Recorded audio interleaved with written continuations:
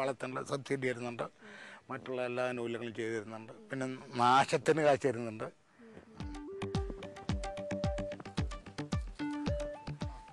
ഇതാണ് മണ്ണര എന്ന് പറഞ്ഞ സാധനം. ഇതല്ലേ മണ്ണരയുടെ കുഞ്ഞാണത്.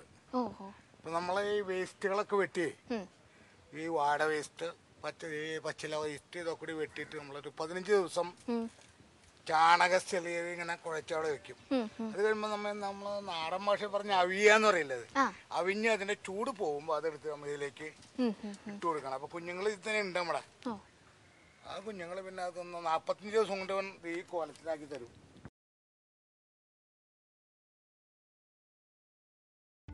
നഗരത്തിലെ വ്യാപാര സൗകര്യം വർദ്ധിപ്പിക്കുക എന്ന ലക്ഷ്യത്തോടെ 4 കോടി രൂപ മുടക്കി നിർമ്മിച്ച ഷോപ്പിംഗ് കോംപ്ലക്സ് കൊടുങ്ങല്ലൂരിന് പുതിയ മുഖമാണ് നൽകുന്നത്.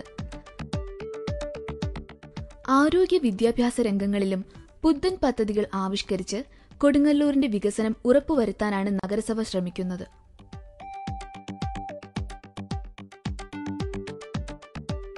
മാലിന്യ പ്രശ്നം, ഗതാഗത പ്രശ്നം, പാർപ്പിട പ്രശ്നം, ഇതൊക്കെയാണ് നഗരവൽക്കരണം നേരിടേണ്ടി വരുന്നത്.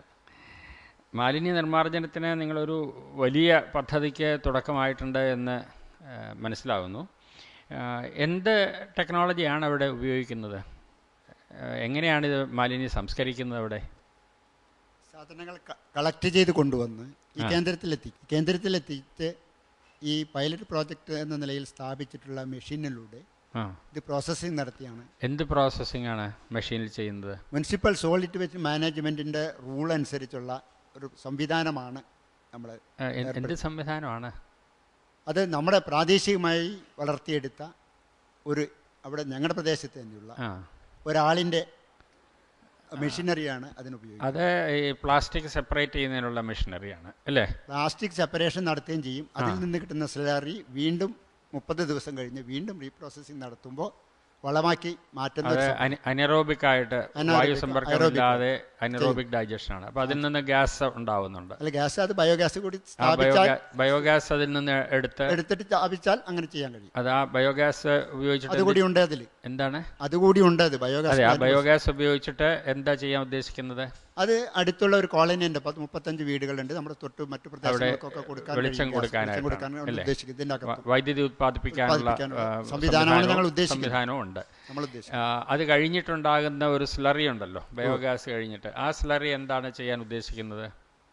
സ്ലറി എന്ന് പറഞ്ഞാൽ വീണ്ടും റീസൈക്ലിംഗ് നടത്തിയാൽ റീസൈക്കിൾ ചെയ്യാനുള്ള അത് വളമാക്കി മാറ്റാൻ കഴിയും. അതെങ്ങനെയാണ് വളമാക്കി മാറ്റുക? 30 ദിവസം കഴിഞ്ഞാൽ അത് രണ്ടാമത് വീണ്ടും പൊടിച്ച് വളമാക്കി മാറ്റാൻ കഴിയും. അത് ഉണക്കിയെടുക്കണമല്ലോ. 750 മീറ്റർ സ്ഥലത്ത് നമ്മൾ ഫ്ലോറിംഗ് നടത്തിയിട്ടുണ്ട്. ഷെഡ് ഉണ്ട് അതിന്. അവിടെ ഇട്ട് ഭംഗിയായിട്ട് കോൺക്രീറ്റ് നടത്തി ഏകദേശം 9 ലക്ഷം രൂപ ചെലവ് ചെയ്തു. ഞങ്ങളിപ്പോൾ അത് ഉണക്കി വെറുതെ ഇട്ട് ഇങ്ങനെ ഇവാപ്പറേഷൻ കൊണ്ട്, ബാഷ്പീകരണം കൊണ്ട് കുറേ കഴിയും. പിന്നെ ഉണക്കാനായിട്ട് എന്താ സംവിധാനം? ഉണക്കാൻ അവിടെ തന്നെ കിടന്നിട്ട് ആ ഷെഡിൽ നിന്നുള്ള വരുന്ന വെളിച്ചം കൊണ്ടുകൊണ്ട്. അതാണ് പറഞ്ഞത്. അപ്പോൾ വെറും അത് തുറന്ന വെയിലടിക്കുന്ന സ്ഥലമാണോ അത്? അതെ അതെ അതെ, വെയിലടിക്കുന്ന സ്ഥലം. ആ വിധത്തിലുള്ള ഷീറ്റാണ് അത് ഇട്ടിരിക്കുന്നത്. അത് ശരി. അപ്പോൾ അതുകൊണ്ട് 30 ദിവസം കൊണ്ട് ഇത് ഉണങ്ങും എന്ന് പരീക്ഷിച്ച് നോക്കിയിട്ടുണ്ടോ? ഇപ്പോഴത്തെ സാഹചര്യത്തിൽ പരീക്ഷിച്ച ഓരോ ദിവസവും പുതുതായിട്ട് വന്നുകൊണ്ടിരിക്കുകയാണ് സ്ലറി. അല്ല, അങ്ങനെ വരില്ല.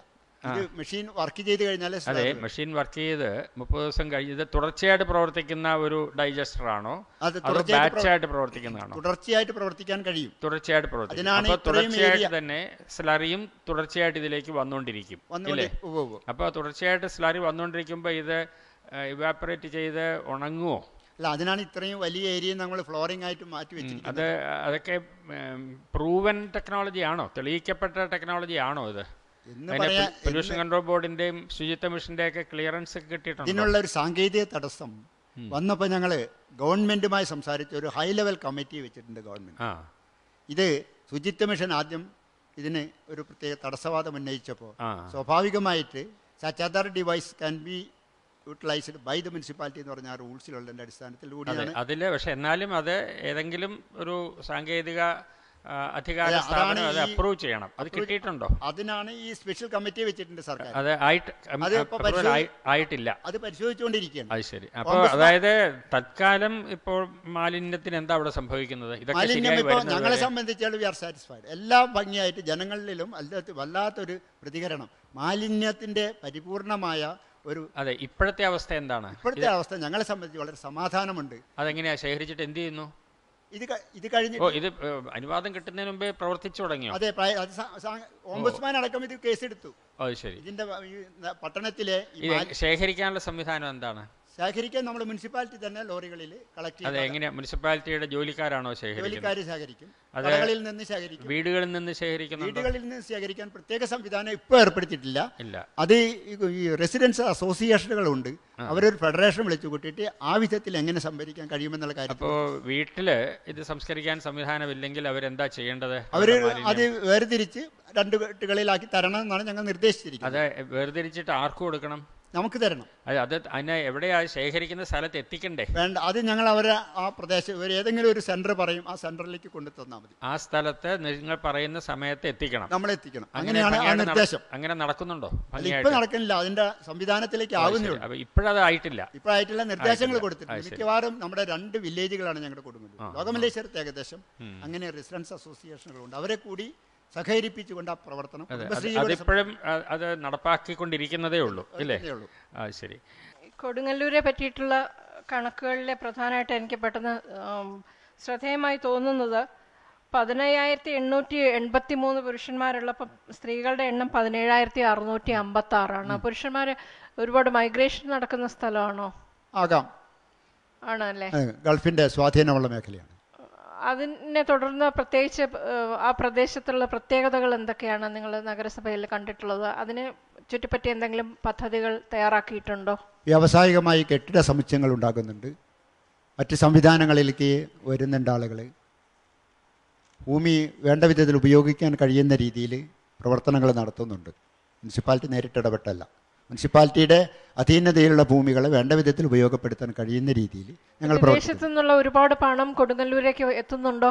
എത്തുന്നുണ്ട്. ഉണ്ട്. അത് നഗരസഭ എങ്ങനെ വിനിയോഗിക്കുന്നു? നഗരസഭയിൽ കിട്ടില്ല, അത് നഗരസഭയ്ക്കൊന്നും കിട്ടുന്നില്ല. ബാങ്കിൽ ഞങ്ങളുടെ നിർമ്മാണ പ്രവർത്തനങ്ങളിലൊന്നും വരുന്നില്ല, ഉൽപാദന പ്രവർത്തനങ്ങളിലൊന്നും. ഞങ്ങൾ അങ്ങനെ ഇപ്പോൾ BOT വ്യവസ്ഥയിലോ മറ്റു വിധത്തിലോ ഞങ്ങൾ സമീപിക്കുന്നുണ്ട്. ഗവൺമെന്റിന്റെ പോളിസിയുടെ മാറ്റത്തിനനുസരിച്ച് ഞങ്ങൾ അത് ഉപയോഗപ്പെടുത്താൻ ശ്രമിക്കുന്നുണ്ട്. ഈ സാംക്രമിക രോഗങ്ങൾ പൊട്ടിപ്പുറപ്പെടാതിരിക്കാനുള്ള പരിപാടികൾ എന്തെങ്കിലും ഞങ്ങൾ വളരെയധികം ആസൂത്രണം ചെയ്ത് ജില്ലാ മെഡിക്കൽ മിഷന്റെ സഹായത്തോടു കൂടി, നാഷണൽ ഹെൽത്ത് ഡിപ്പാർട്ട്മെന്റ് സഹായത്തോടു കൂടി ഞങ്ങൾ അങ്ങനത്തെ പരിപാടി ക്യാമ്പുകളടക്കം ഞങ്ങൾ അവിടെ സംഘടിപ്പിച്ചിട്ടുണ്ട്. നിവാരണത്തിന്റെ പരിപാടികളും അങ്ങനെ കൊതുക് നിവാരണത്തിന് ഡ്രൈ ഡേ ഉൾപ്പെടെ ആചരിക്കാനുള്ള സംവിധാനങ്ങൾ കുടുംബശ്രീ സംവിധാനത്തിൽ സാനിറ്റേഷൻ കമ്മിറ്റികളുണ്ട്. ഓരോ ബ്ലോക്കിലും ഓരോ ഈ നമ്മുടെ ബാലവാടി കേന്ദ്രങ്ങളിലൊക്കെ തന്നെ പ്രവർത്തനങ്ങളുണ്ട്. വളരെ സജീവമായവരെ കൊണ്ട് പ്രവർത്തിപ്പിക്കാൻ ഞങ്ങൾ ശ്രമിക്കുന്നുണ്ട്. 10,000 രൂപ വീതം തന്നെ ചെലുത്തുവാക്കിക്കൊണ്ട് ഇത്തരത്തിലുള്ള ഈ പുകയ്ക്കുന്ന സന്ധ്യാസമയത്ത് പുകയ്ക്കുന്ന കാര്യം ഉൾപ്പെടെ ഞങ്ങൾ ചെയ്യുന്നുണ്ട്. എപ്പോഴും നമ്മൾ ഈ വനിതാ ഘടക പദ്ധതി എല്ലാം പറയുന്ന വനിതകൾ എന്ന് പറയുന്ന ഇപ്പം വന്ന് സ്ത്രീകൾ മാത്രമേ ഉള്ളൂ. അല്ലാതെ ഉള്ള ഒരു കൂട്ടം സ്ത്രീകൾ ആ ലോക്കൽ ബോഡിയിലുണ്ടല്ലോ. അന്നേരം അവർക്ക് വേണ്ടി എന്താ നമ്മൾ ചെയ്യാൻ സാധിക്കുന്നത്? അവരെ ഈ ഒരു മെയിൻ സ്ട്രീമിലേക്ക് കൊണ്ടുവരാൻ. പ്രത്യേകിച്ച് ഇവിടെ ധാരാളം പേര് ഗൾഫിൽ പോയി ജോലി ചെയ്യുന്നവരുടെ ഭാര്യമാരവിടെ ഉണ്ട്. അവർക്ക് ധാരാളം പ്രശ്നങ്ങൾ, എല്ലാവരും വലിയ സൗകര്യമുള്ളവരാവണമെന്നില്ല, അവർക്കും ധാരാളം പ്രശ്നങ്ങളും ആവശ്യങ്ങളും ഉണ്ട്. പക്ഷെ അതെങ്ങും പറയാതെ തന്നെയായിരിക്കും അവരിയ്ക്കുന്നത്. അങ്ങനെ അവരെ കൂടി ഈ ഒരു മെയിൻ സ്ട്രീമിലേക്ക് കൊണ്ടുവരാൻ എന്തെങ്കിലും ചെയ്യുന്നുണ്ടോ എന്നുള്ളതാണ്. സ്ത്രീ ശാക്തീകരണ പരിപാടികൾ, സാക്ഷരതാ കേന്ദ്രങ്ങൾ, ഇതിലൂടെയൊക്കെ സ്ത്രീകളെ കൊണ്ടുവരാനായിട്ട് ശ്രമിക്കുന്നുണ്ട്. എന്തൊക്കെ എന്തെങ്കിലും പ്രോഗ്രാംസ് ഉണ്ടോ അങ്ങനെ ഒരു പറയാനായിട്ട്, ആക്ടിവിറ്റീസ്? കുടുംബശ്രീയിലെ എല്ലാ അംഗങ്ങളും ഒരുവിധം ഇപ്പോൾ 226 അയൽക്കൂട്ടങ്ങൾ അഫിലിയേഷൻ എടുത്തു കഴിഞ്ഞു. എന്തെങ്കിലും പഠനം നടത്തിയിട്ടുണ്ടോ ഈ അവിടുത്തെ സ്ത്രീകളുടെ സ്ത്രീകളുടെ കാര്യങ്ങളെ കുറിച്ച്? ഞങ്ങൾ ജാഗ്രതാ സമിതിയുടെ പ്രവർത്തനമുണ്ട്. സ്ത്രീകളുടെ അവസ്ഥകൾ മനസ്സിലാക്കാനായിട്ടുള്ള നടത്തിയിട്ടുണ്ട്. അയൽക്കൂട്ടങ്ങളുടെ വാർഷികങ്ങൾ, ഇങ്ങനെയുള്ള കാര്യങ്ങൾ അതിൽ പ്രധാനമായിട്ടൊരു തകരാറ് പറ്റിയത് നൈബർഹുഡ് സൊസൈറ്റീസ് ഉണ്ടാക്കുന്ന കാലഘട്ടത്തിൽ ഗുണഭോക്താക്കൾക്ക് മാത്രം അർഹതപ്പെട്ടതാണ്, BPL ലിസ്റ്റിൽ താഴെയുള്ളവർക്ക് മാത്രമേ ഇതിൽ വരാൻ പാടുള്ളൂ എന്നൊരു സന്ദേശമാണ് സത്യത്തിൽ നമ്മൾ തെറ്റായിട്ട് പ്രചരിപ്പിച്ചത്. ആ സാഹചര്യത്തിലാണ് അവിടുന്ന് പറഞ്ഞ പോലെയുള്ള ആളുകൾ ഇതിൽ പങ്കെടുക്കാൻ ഇപ്പം ഞങ്ങൾ വളരെ നിർബന്ധപൂർവ്വം വരും. അങ്ങനെ മാത്രമല്ല, നിങ്ങൾക്ക് കൂടി ഇതിൽ പങ്കെടുക്കാം. നിങ്ങൾക്ക് ഗുണങ്ങൾ കിട്ടുന്ന കാര്യം മാറ്റി നിർത്തിയാൽ മറ്റു കാര്യങ്ങൾ പറഞ്ഞ പോലെയുള്ള കാര്യങ്ങൾ ചെയ്യാമെന്നുള്ള ഒരു വലിയ സന്ദേശം ഞങ്ങൾ നടത്തിക്കൊണ്ട് അവരെ കൂടി പങ്കെടുപ്പിക്കുന്നുണ്ട് ഞങ്ങളിപ്പോൾ. കാരണം അവർക്ക് നമ്മൾ അങ്ങോട്ട് ചെയ്തു കൊടുക്കുക മാത്രമല്ല, അവരുടെ സർവീസ് പല കാര്യങ്ങൾക്കും നമുക്ക് ഉപയോഗിക്കാന്നുള്ളത്. കാരണം പല അതുകൊണ്ട് ഓരോ അയൽക്കൂട്ടങ്ങളും ഇപ്പോൾ ഈ ജനുവരി വരെയുള്ളതാണ് 226 അയൽക്കൂട്ടം